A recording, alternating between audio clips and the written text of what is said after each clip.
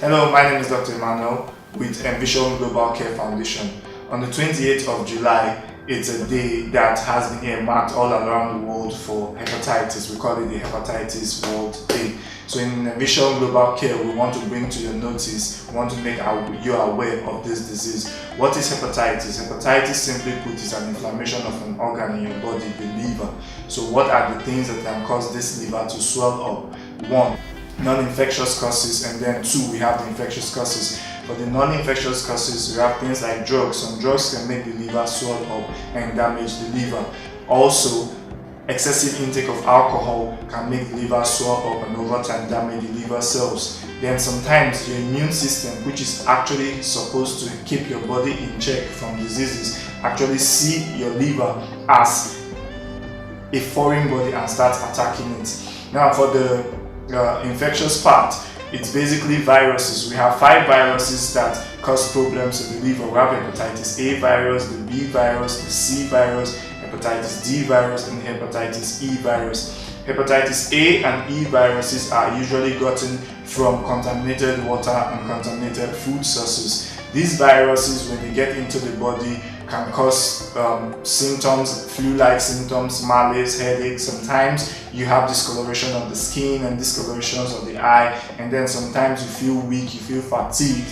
But the good thing about hepatitis A and hepatitis E viruses is that you don't necessarily have to take drugs. There are no specific antiviral drugs for them. All you need to do, your doctor is going to tell you to maybe take some rest, eat well, get rehydrated, drink good water, and you'll be fine. That's why we say they are self-limiting. The hepatitis D virus is a rare virus. It only comes in combination with the hepatitis B virus. So the hepatitis B and the hepatitis C virus are actually contacted through when a person gets in contact with contaminated or an infected person's body fluid. So what body fluids are we talking about? We're talking about blood, which is the most common, and then we'll talk about vaginal secretions, and we can also talk about semen. So since these viruses B, C, D are gotten via being in contact with body fluids, things like unprotected sexual intercourse can actually go ahead and cause this disease. Things like sharing sharp objects like razors, like needles, can actually go ahead and make one get this disease. Things like maybe getting blood transfusions that are not properly screened can actually lead to one coming down with hepatitis.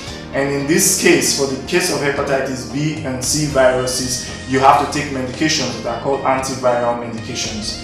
For hepatitis A viruses, we have vaccines, which usually children get between the ages of 12 to 18 years. Hepatitis B virus, good news is that it actually still has a vaccine, and this is usually given within the first 6 months of a child's life. But unfortunately, at this point in time, we don't have vaccines for hepatitis C viruses. And the very 2 important one we should be careful about is hepatitis B and hepatitis C viruses, because over time these things can lead to liver cancer, can lead to failure of the liver, can lead to scarring of the liver, where the liver cells become scarred. It's like they get injured and then they heal again and get thickened, and it's not able to carry out its functions. And because of this, the person becomes ill, because your liver, which is actually supposed to help in a lot of things, formation of blood, digestion, detoxification in the body, that's cleansing the body of waste products, is not able to actually carry out these functions. And inadvertently, the person can fall sick and even die. So what do we do? What do we want you to do in this day? We want you to be careful.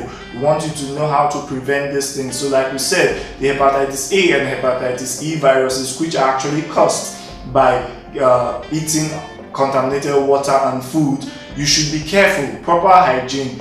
Wash your veggies very well, cook them very well, be careful about the water you drink, try and make sure that you have a good source of water. Then for the hepatitis B and hepatitis C virus, be careful also. Make sure that your blood you're getting during transfusions are screened. If you want to have sexual intercourse, make sure that you know the status of the partner, or you have to endeavor to protect yourself when you are having sexual intercourse. Then also be careful about sharing sharp objects, needles, razors, and things like that, because if you don't, there's always a high chance to get this infection. And then you just have to take your result. But we also call on the government to ensure that we get adequate healthcare services in the country. Apart from the government, other non-governmental organizations can actually come to the fore and actually help give the citizens of Nigeria good healthcare system. We can do it. Stay safe. Thank you.